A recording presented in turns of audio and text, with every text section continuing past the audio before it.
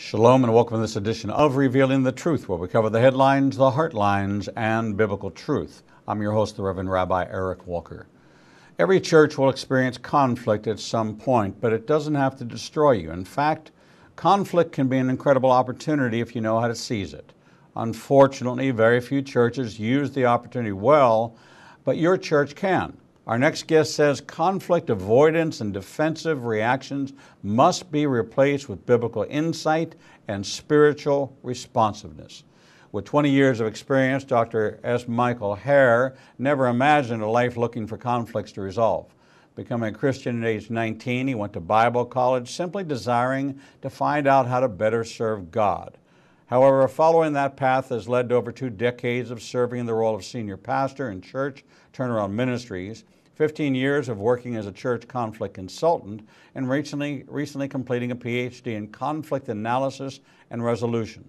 Dr. Hare also serves as a senior staff chaplain and ombudsman for Compassion with its nearly 4,000 employees ministering in 26 third world countries. He has served as an adjunct instructor in several universities and is currently teaching mediation courses in a doctoral program in Denver. Michael and his wife Colleen live in Colorado Springs and have 4 children and 6 grandchildren who live in Africa, Germany, and the U.S. Here to talk about his new book, When Church Conflicts Happen, a proven process for resolving unhealthy disagreements and embracing healthy ones, is Dr. Michael Hare. Michael, welcome to Revealing the Truth. Well, thank you. It's an honor to be here. Well, it's great to have you. Such an important issue that this is a well-needed contribution to church management and to conflict resolution in really all areas of our life, but especially as it affects the body. You talk about that you didn't really expect at age 19 when you came to the Lord and wanted to answer this call on your life that you would devote your career to this conflict resolution, conflict management.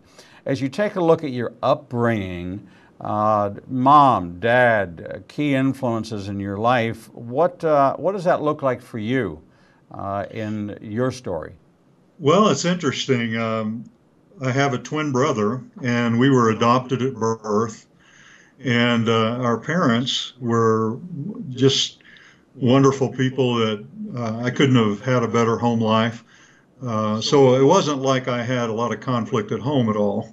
But I was lost and needed salvation and was a student at Oklahoma University and was fortunate enough to have a couple of Christian brothers that were in the dormitory that shared Christ with me.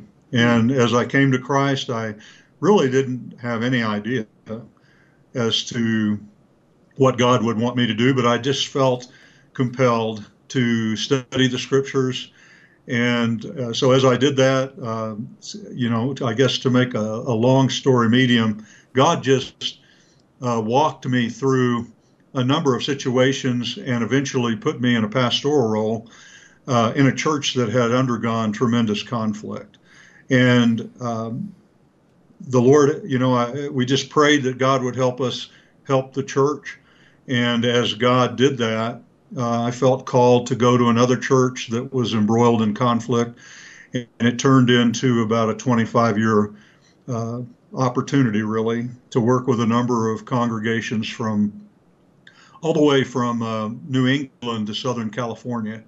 And through that process, I realized how much I needed to learn, not just what I was finding in Christian conflict resolution courses, although they were wonderful and helpful, but it finally ended up in a PhD program at a secular university and found that many of the writers in the field of conflict resolution used biblical principles, even though they never gave God the credit.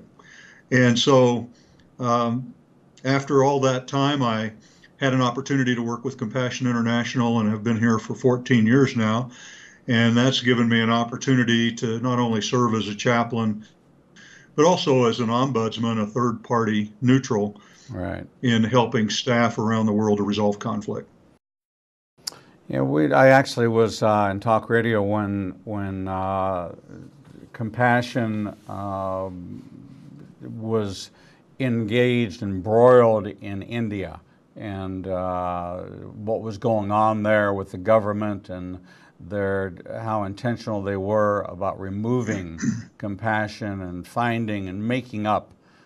It was quite obvious that the things that they were stating were incongruous. They didn't line up with anything that even resembled the model for compassion in 26 other third world countries. Why would they be uniquely corrupted and going around the systems and doing things out of decency and order in one country when they had never exhibited that behavior in any other environment in any other country? We're connected with Tel Asia, which is a ministry in the Ganges River that ministers to the 30 million orphan children up there. So we're very familiar, and they too were devastated by this conflict, which arose with the Indian government that directly impacted Compassion's ability to minister in that nation. And I actually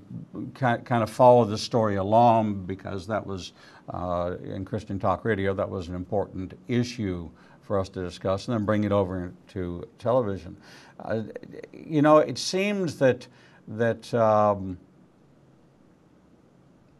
Jesus' message, Paul's message, the sterling letter and the excerpt from 2 Corinthians beginning in 5:17 all the way through 6:10 really lays out a foundation for why conflict is not supposed to happen within the body, that we're ministers of reconciliation, that we're actually ordained, as if your coming to faith in Messiah is your, in Hebrew we call it smicha, your ordination. So I'm an ordained Southern Baptist minister and an ordained rabbi. You're called to this ministry of reconciliation with God, reconciliation with man. It is our purpose is to bring reconciliation. In Judaism, we have great traditions of periods of time, the 10 days between the Feast of Trumpets and the Day of Atonement is for the purpose of reconciliation. Jesus spoke about that. He said, if you bring your gift to the altar and thereby realize your brother has something against you, leave your gift and go be reconciled to your brother, and then bring your gift and it will be received. Such a model for conflict elimination, not even resolution, but just conflict elimination, that if you esteem the other more than yourself, if you serve the body, that you would not find yourself in these conflicted or conflicted scenarios. So then we have that human factor that seems to be fully engaged. And I have experienced firsthand the most un-Christ-like behavior in these conflicts where they become exceedingly personal. And the question that I have, which is a burning question inside of me, it was a burning question when I went through this in a conflict in my own congregation, was what is it or what was it about me that made you think that I was even capable of doing something such as what you're implying that I might have done? And I think that any honest pastor, minister who is fulfilling his duties and is having to deal with committees and board members and people that would ask that question, would consider that when some of these conflicts arise. Here I was by your bedside during your surgery. I was there in your home comforting you during your time of grief. When you couldn't pay your electric bill, I stepped in and we didn't have the funds in the congregation. I paid for it myself.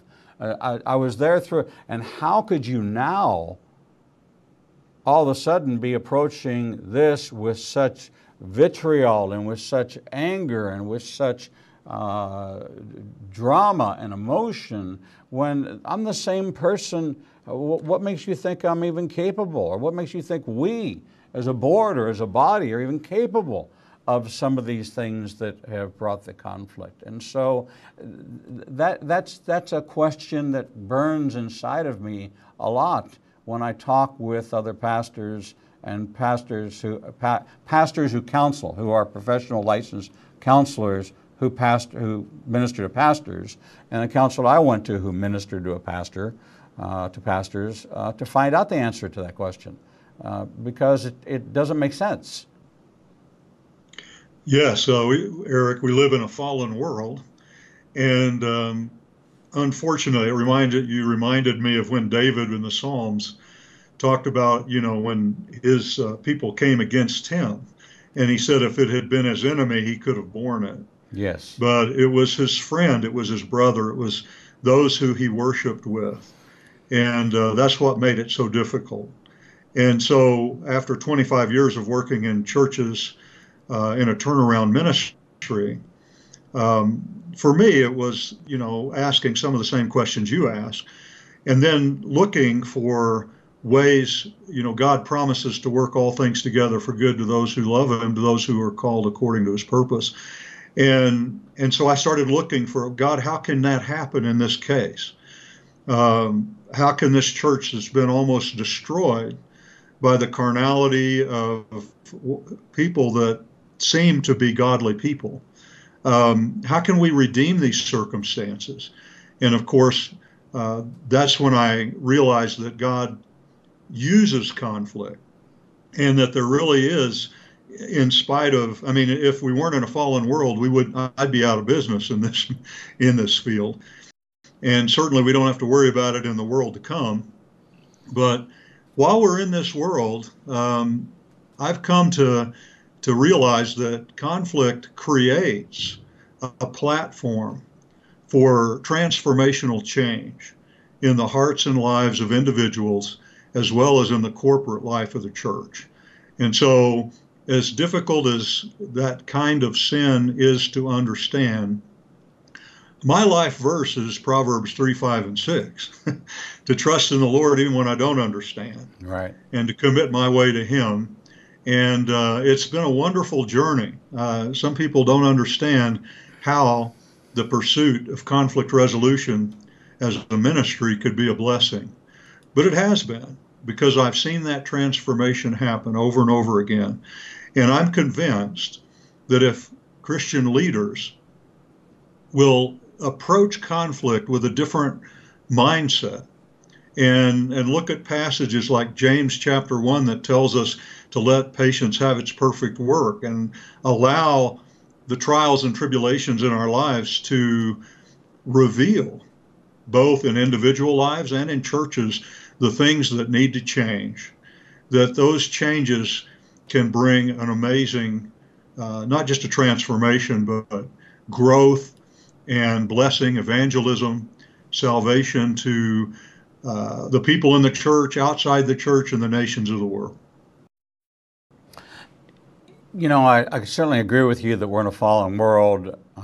As believers, I do believe, as growing up in the synagogue, and was there until I was 44, and then went from the Orthodox synagogue to a Messianic synagogue. So I've really come out of the Jewish world in both the believing and prior to my acceptance of Jesus as Messiah. And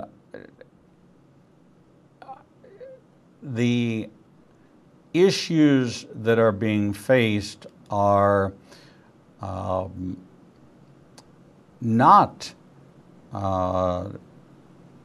different than the issues that corporations face or that families face. There's not an immunity, and you would kind of think that, all right, you've come to this faith in the great reconciler, in the great redeemer, in the great healer, and yet we find that what started out as one church, and then the Reformation came and became the Protestant church, and then within the Protestant church became more doctrine and division, and 500 years later, instead of there being kind of two camps, there's tens of thousands of camps.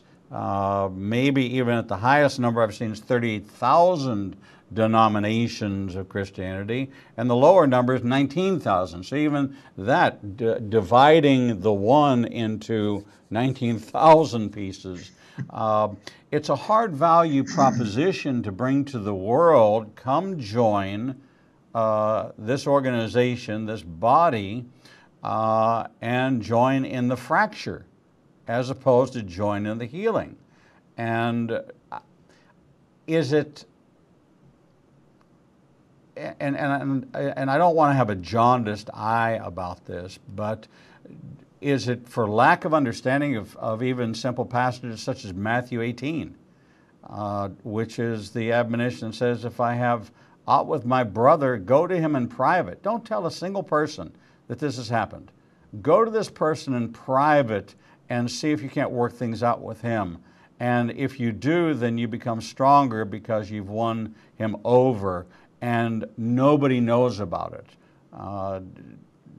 We're in the age where the minute something happens, it's on Facebook, it's on Twitter, there's a picture of it, there's a post of it, you got a poll. Do you think it was right when this person said this to me? And all of a sudden it becomes a battle royale, and the camps begin to divide even before maybe even the pastor's aware that this has taken place. You know, you mentioned denominationalism, and certainly there are many negatives about the fragmentation that's happened to the church. I guess I'm an optimist, and I try to look for maybe the silver lining. I do believe that in spite of the differences, working not only as a pastor, but working as a church consultant cross-denominationally, and then also as I've had an opportunity to work with international groups, I've come to see that there are many differences on the American scene, working cross-denominationally.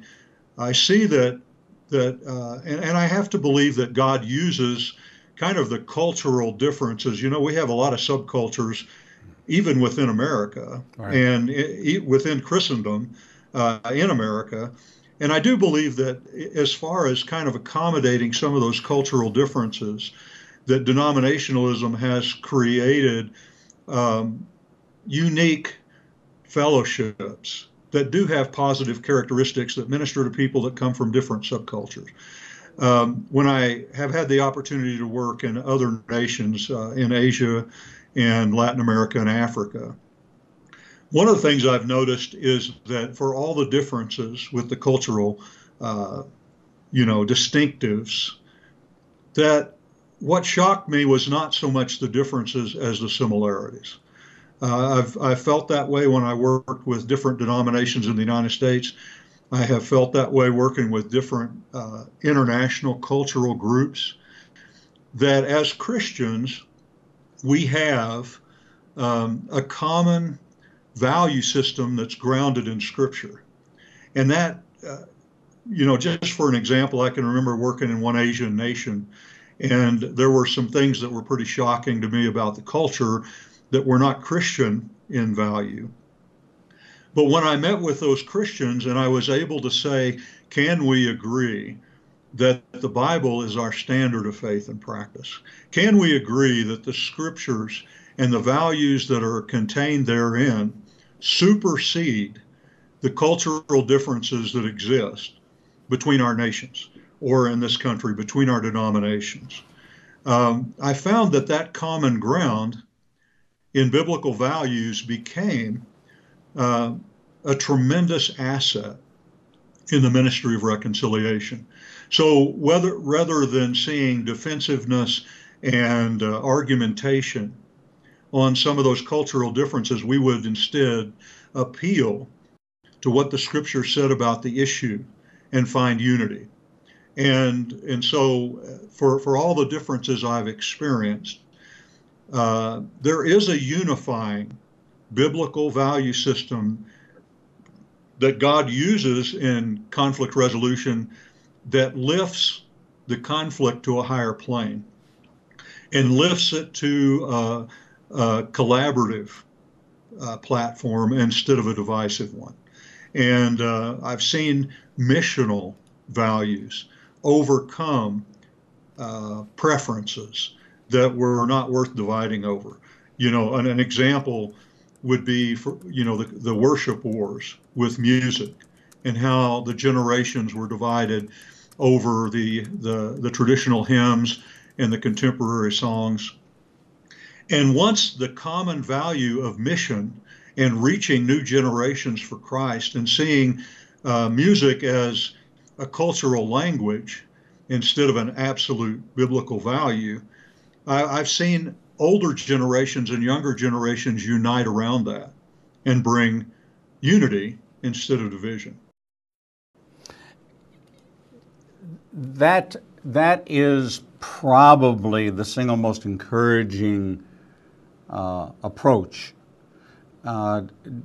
Everybody has their ideals and their standards, but if we can just get back to the Word, if we can just get people to agree that we're not going to use Hoyle's Book of Etiquette or Robert's Rules of Order or these other, even John Maxwell and all these wonderful great leadership courses out there, but let's just go back to the Word of God and how does God want us to handle conflict resolution. There certainly is a clear path to reconciliation and restoration, which is to be the intent. That's to be the common goal for conflict resolution, is to find a place where you can reconcile, regroup, heal, and then move forward. So it is a process in which you're describing. It is not a one-size-fits-all, but if you can get them to agree to the biblical standard and look at examples, we even see skirmishes, small skirmishes within the disciples, arguments over, it wasn't real division, but it was arguments over who is the most favorite and how do we handle this? Then there were the issues that Paul faced in the Judaizers. Do we need to become more Jewish? What's this all about? And so they did regroup and they did go back and review and look and contemplate what was it that should be carried forward, that should apply. And it went from 613 to 4. And so that was a good platform to work on and to work under, because they came to an agreement that they would use the Scriptures as the ruling guide and the very words of Messiah, that he didn't come to abolish the law of the prophets, but he came to fulfill them. But yet not a word or a stroke of the pen should disappear from the law, that this was wisdom. This was all wisdom. And in fact, it says if the Gentile does things by nature in accordance with the law, not under the yoke of the law, but in accordance with, God calls that an act of righteousness. So he still acknowledges the fact that the law, even though it does not bring salvation, was just as wise for the time, for today, as it was the day in which it was given.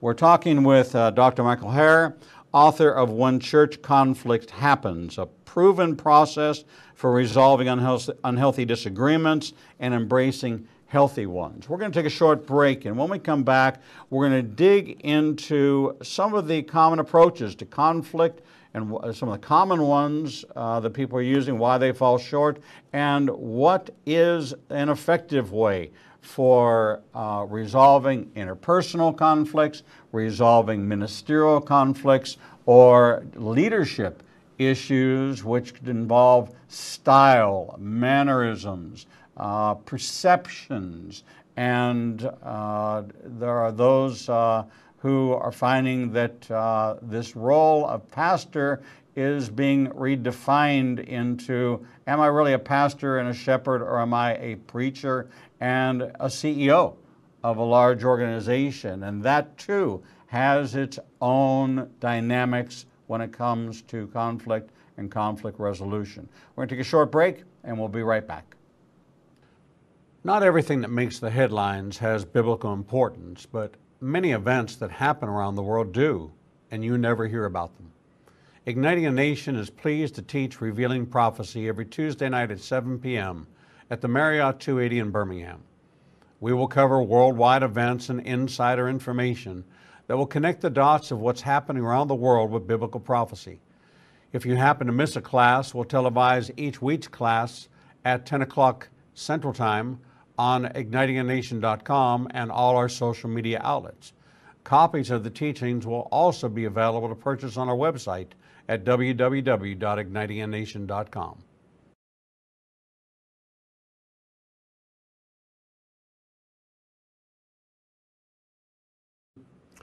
The Lord meets you right where you are, and so does Igniting a Nation's new live streaming outlets.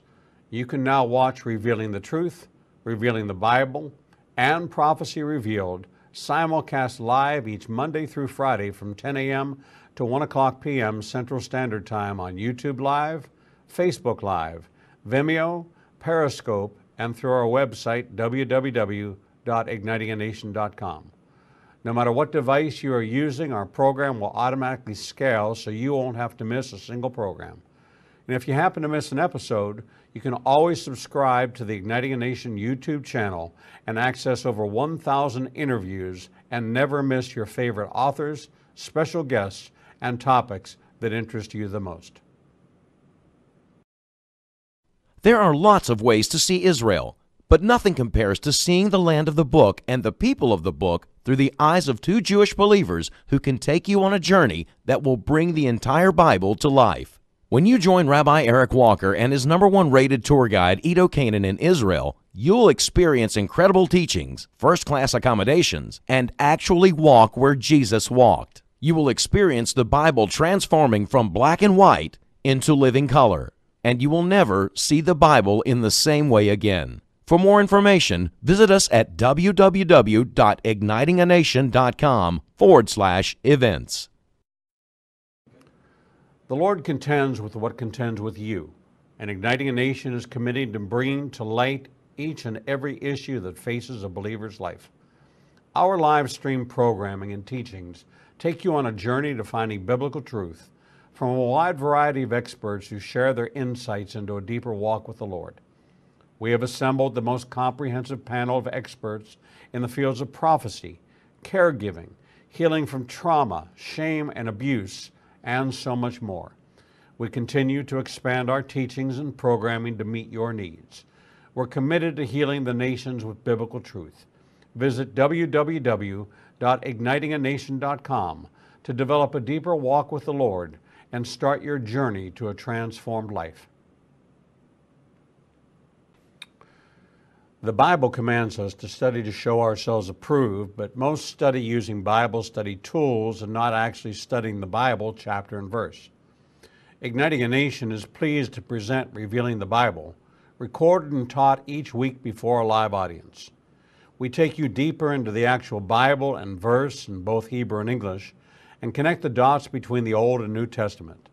You can attend our 2 classes in Tuscaloosa and Birmingham, or watch the program every Wednesday at 11 a.m. Central Time on ignitinganation.com and all our other simulcast outlets. For more information, visit www.ignitinganation.com/events.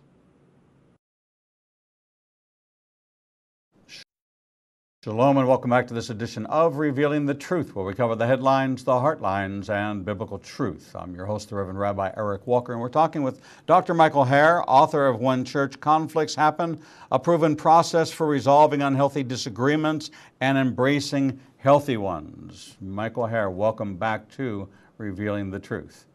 Thank you for having me. Michael, I guess the conflict has to get to a certain point before it crosses your desk. Is it at the point where it's become insurmountable and they just can't handle it themselves. It's become divisive. Somebody reaches out to somebody and they say, who are you going to call? Conflict busters. And Michael Hare gets the call. How does that process happen? How do you get engaged?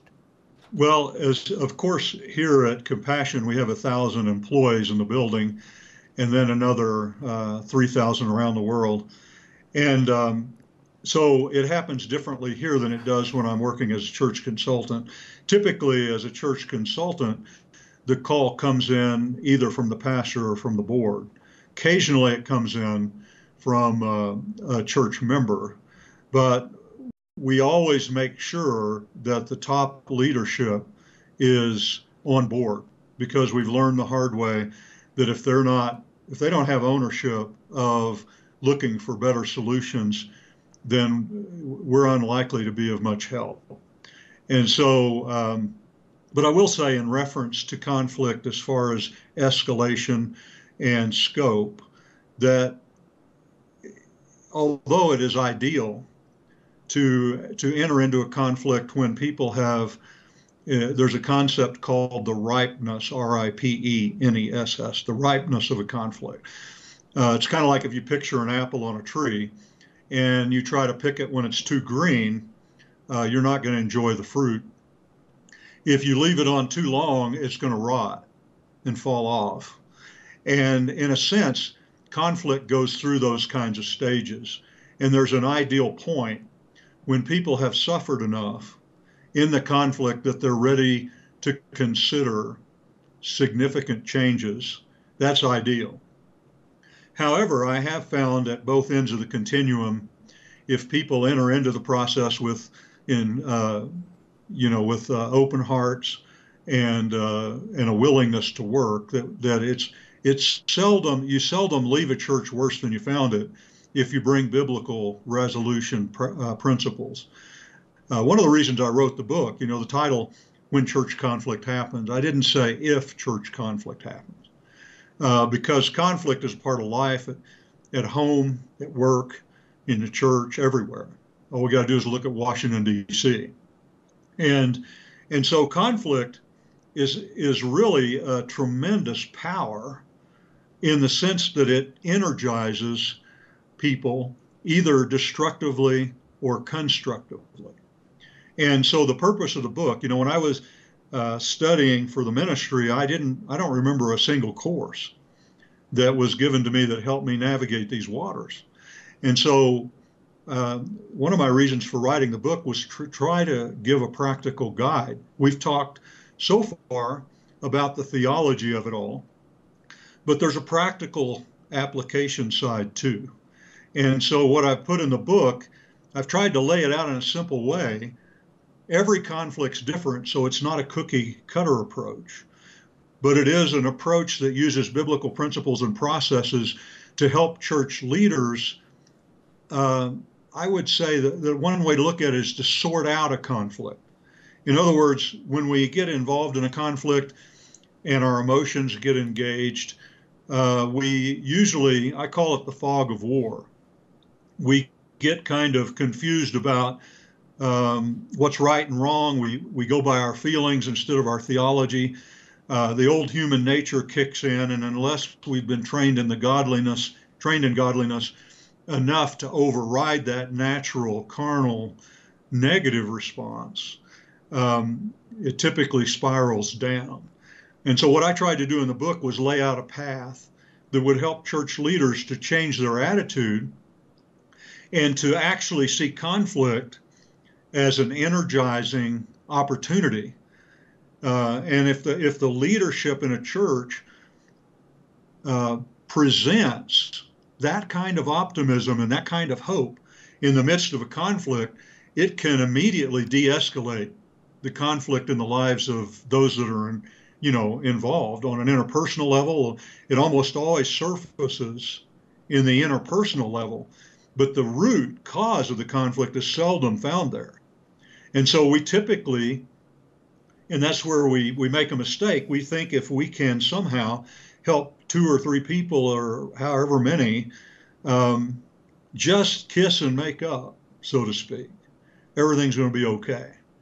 But that seldom works because the root of the conflict is seldom in those two people. And so what the book does is lay out a path to help church leaders isolate the root causes and then strategize for an intervention wherever those, at whatever level that conflict finds its roots. And that enables people to actually become energized in a constructive way and to collaborate together and to see opportunities for change. As you examine over the course of the 20 years you've been doing this, do you find that there is a commonality, or there are 4 or 5 issues that bubble up on a regular basis, or is it really as unique as there are as many different people and people groups? Well, I would say the presenting issues, I make a distinction between presenting issues and root causes. The presenting issues can be myriad. I mean, it could be anything. But the root causes are 90% of the time, they're in what I call the structural level, which includes things like leadership and culture, policies, processes, and most of the time, those root causes are not intentional. They're either through ignorance or through a lack of information or knowledge. And those deficits within the structure put people in conflict. I'll give you a real simple example. Let's say you have 2 staff members on a church staff, and it doesn't have to be a church. These principles apply to all kinds of organizations. But let's say that they find themselves in kind of continuous conflict. Mm-hmm. And you discover upon digging deeper, I mean, you can work with reconciliation, interpersonal conflict resolution all you want, but if it keeps reoccurring and there's a pattern, you can look deeper. And let's say that the real problem is that the job descriptions for those 2 staff members are either ambiguous or overlapping. And neither one of them has read the other one's job description. And so they don't know why they're feeling transgressed upon, but they're finding themselves feeling like the other person is always trying to do their job for them, or there's a gap that they think the other person should be taken care of. Until that job description, which is a structural issue, is clarified and the boundaries made clear, those 2 staff members are likely to be in continuous conflict. And so a sustainable solution requires digging down into that structural issue, clarifying those job descriptions, and helping those 2 staff members understand where the boundaries are. And then typically, once that's done, there's not any further conflict. You know, it's interesting as you talk about that, I start thinking about spiritual gifts. And if you are not, if you're in an organization, your spiritual gifts are not being used, you will become frustrated in that organization. So let's say your gift is hospitality, and my gift is administration.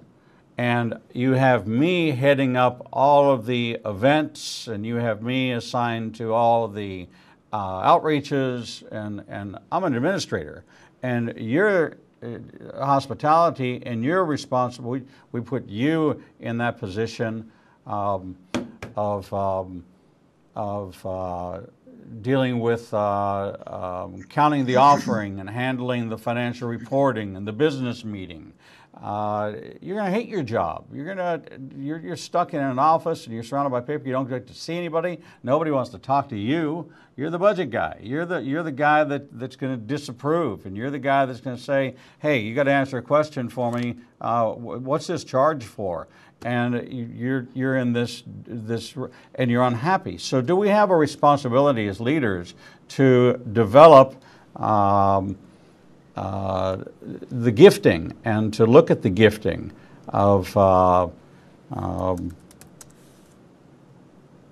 our employees and our staff and our leadership? You know, Eric, you raise a very important question. In fact, I wrote, one of the chapters in the book addresses the relationship between spiritual gifts and conflict resolution. Our research as a consulting group found that unless a person's gifts are at least, let's say their job description, whether it's a volunteer or staff position, unless 80% of that job description falls within their spiritual gifting, they're going to burn out. And so another way to look at it is if only 20% of a job description should fall outside of a person's gifting.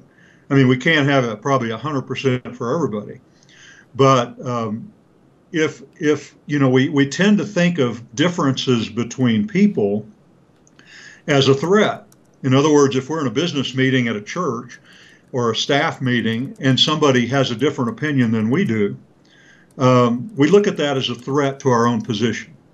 And yet in 1 Corinthians 12 and Romans 12, the picture of the interdependency of the gifts, the fact that none of us has all the gifts, but all of us have some of the gifts. And those gifts are designed by God to be interdependent. And so I need you and you need me. Right. And if we, so a part of conflict avoidance in the healthy sense is to help people recognize and appreciate the gifts in other people. So when, for example, if you're in a meeting and somebody disagrees with the senior pastor, and instead of becoming defensive, the senior pastor says, that's interesting. I'm curious, please tell me more. Then what you're doing is inviting that person to use their gifts and insights to contribute to the solution. And once that paradigm shifts and people begin to look at their differences as God-given and as resources for the church instead of a threat, especially a personal threat, the whole culture of leadership and eventually the congregation can change from one of being either conflict avoidant or conflicted to one of being collaborative and spiritually minded. As we look at the way conflict is managed today, you've identified three methods that are used but are really quite ineffective, and you counter those with effective measures. What are the ways that people most often approach conflict that you have found to be ineffective, and what have you found to be the more effective route? I would say conflict avoidance is the primary characteristic of probably most church leaders. We're wired to, as pastors and shepherds, there's a part of all of us that want to, we want people to like us, and we want to be able to have the kind of loving relationship where we can have a good influence in their lives. But I also think that there's a part of the Christian culture, and it's in all of us, that we don't believe we should be having conflict because we're Christians, and especially if we're a pastor. And so I would say the single number one problem that I've seen in churches is pastors who ignore or avoid conflict and try to sweep it under the rug or minimize it somehow until it festers and the polemics are so stark that you're damaging relationships in the congregation between the leaders and between the congregation. And so that would probably be the number one. I think another one is to mistake presenting issues for root causes. And that's the one that's peace at any price, where a pastor is always trying to put out fires, and he's trying to basically solve the interpersonal relational conflicts without digging deeper to find out what those structural roots might be. In the book, I used one real simple case where when I was pastoring a church, it was a small church when I got there. They'd gone through tremendous conflict, and we had a system where there was a paper calendar, and the way that we would have people use the resources and the rooms in the building was they would come and write in their ministry event and which room they wanted to use on the calendar. But we were a small enough congregation in the beginning that not everything had to be written on the calendar, because everybody knew the sanctuary was going to be used on Sunday morning, and they knew that the fireside room was going to be used for the children's ministry on Wednesday and things like that. And so when the church began to grow, and it grew from 50 people up to 200 and then to 400, we started getting all kinds of conflicts. And one of those conflicts had to do with people not knowing what rooms were used. You know, we get new leaders, and they'd go, excuse me, sign up on the calendar for a room that they shouldn't. Next thing you know, two groups are trying to meet in the same room at the same time. And so the way that surfaced was in the interpersonal conflict between leaders. But the real problem was our system of assigning rooms. And so after about 3 times of trying to resolve it on an interpersonal level, I finally got the clue and began to look deeper. And when I saw how simple that was to resolve, that really was the first step that got me interested in trying to redeem conflict for good. You know, it's interesting that my thoughts were running towards, you know, wait a second. God's model for a congregation was really a theocracy. In a theocracy, the board is not the final authority. God is the final authority.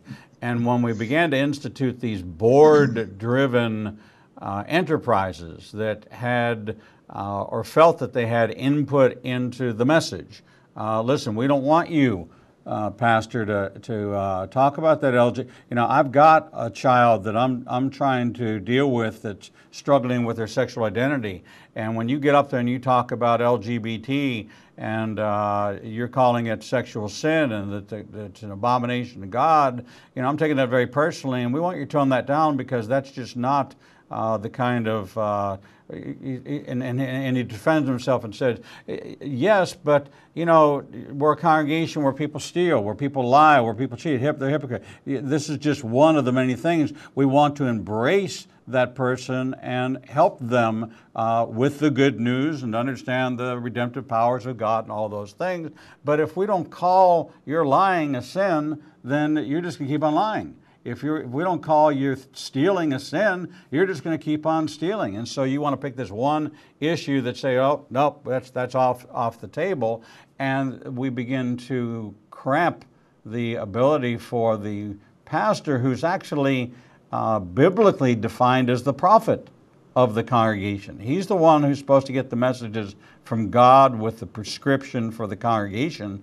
At least my understanding of reading both the Hebrew text and the New Testament is that this was the role of this leader, was to and you could have two churches side by side and a different prescription being written for what ails congregation A different than what ails congregation B. Just because of their affinity for each other and the way they grew denominationally, doctrinally, or however. So have we introduced, artificially inseminated, a natural foundation for the fostering of conflict by the way we've structured ourselves, where we've become hirelings as opposed to God-appointed leaders? We've become the one that the committee has gone through and bring you in for a rotation of preaching 3 sermons, and oh, we really like the way his preaching style is, so he's going to be our new pastor. And they have no idea his management style, his interpersonal skills, any of that, and it's board decided almost in a vacuum. They say they pray about it, but I've seen way too many shuffles and moves within organizations that the hierarchy actually does the moving of the dominoes on the table. So have we lost a little bit of what God kind of saw as the patriarchal system of a smaller entity and a more closely knit, that table that we see set in the last paragraph of Acts chapter 2, where they broke bread together, they fellowshiped together, they prayed together, they studied together, they took care of each other, they had everything in common, and then the magic The secret sauce was, and God added to their numbers daily those being saved. They weren't responsible for salvation, God was. They had to be the example. They had to be the ambassadors. They had to be the unity, and that's what drew people in. Have we lost that part of it and allowed a lot of things to trip us up? Well, you preached a very needed sermon there. And, I love to look at Acts chapter 6 and look at the conflict that arose in the early church when the Greek and Hebrew widows were, the Greeks felt like they were being neglected. And, we think of church conflict only happen when things are bad, but that was a church that was growing rapidly. Was it a leadership deficit? Don't think so. You had the apostles. Was God blessing the ministry? Signs and wonders. And yet there was conflict. And so when I look at the work that the apostles did, they recognized first the spiritual gifts and God's administration. And they said, those of us that have been called to prayer and ministry of the word, we've got to keep doing that. So we're going to look out, and they involved the congregation. It wasn't just an executive decision. They involved the congregation, but it was looking for God's will, not their own. And the outcome was interesting because they chose what many believe were the first deacons to help resolve that, and they had Greek names. And so that tells you there was a sensitivity to the conflict, the cultural aspects of the conflict. And so when you look at it, there were probably interpersonal conflicts that required some tender loving care in probably mediation type settings. There was intergroup conflict, which is the way that the book is laid out is to try to help pastors understand how to resolve those issues on the interpersonal level, on the group level, and on the structural level. They actually changed the structure and created a team of believers to address the problem. And so there was the infrastructure. One way I look at it is the church was outgrowing its infrastructure, and there was a need to change that infrastructure. But I see evidence of all 5 levels of conflict that are, that I mentioned in the book, and the apostles, the primary qualification for resolving it was to find people who were full of the Holy Spirit and had a great reputation. And so the spiritual qualification was at the top of the list. And so when I look at it, I look at the Old Testament, I see how God used the prophets and Moses, and that was a different paradigm than the church. The church, though, I believe, needs to have a plurality of leaders that together seek God's will. And then you've already mentioned it. The Bible is the answer. That's where we go for our answers. And if we have to compromise Scripture to resolve a conflict, we're on the wrong path. And we don't really we don't love a person if we don't tell them the truth. I think about a doctor who had a friend who was a patient, and the patient came in with a chest pain, and he was having a heart attack, but the doctor didn't want to hurt his feelings, so he didn't tell him. That's the way I would look at a pastor who's not telling people about the seriousness of their sickness. Amen. And their sin. Amen. I agree with you 100%. Well-needed resource. I think it's time that we took conflict out of darkness, brought it into the light, and said, look, this is real. And to acknowledge the fact that conflict exists, but there's a better way. There's a better way to approach it than we've been approaching it. It doesn't have to make us split. It doesn't have to bring division. Actually, conflict can be healthy and be used to strengthen and to find where there's a weakness in the foundation, or as you say, the infrastructure, in order to create a more robust infrastructure to support even more robust growth. We've been talking with Dr. Michael Hare, author of When Church Conflicts Happen, proven process for resolving unhealthy disagreements and embracing healthy ones. Wisdom, sound biblical principles put to use with one with 20 years experience in conflict resolution and seeing the success of it. We're going to take a short break, and when we come back, we'll bring you the next edition of Revealing the Truth.